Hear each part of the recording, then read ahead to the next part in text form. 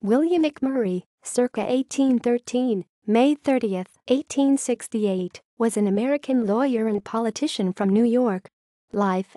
In 1832, McMurray was among the first students of New York University.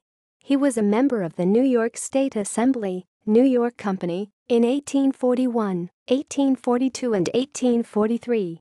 He was a member of the New York State Senate, 2nd D, in 1852 and 1853. He was a member of the Board of Commissioners of the Metropolitan Police of New York City from 1864 to 1866. On the morning of May 31, 1868, he was found dead in his bed at his residence on Fifth Avenue. Apparently, he had died of apoplexy in his sleep. External links. The New York Civil List compiled by Franklin Benjamin Hawk, pages 137, 146 and 361.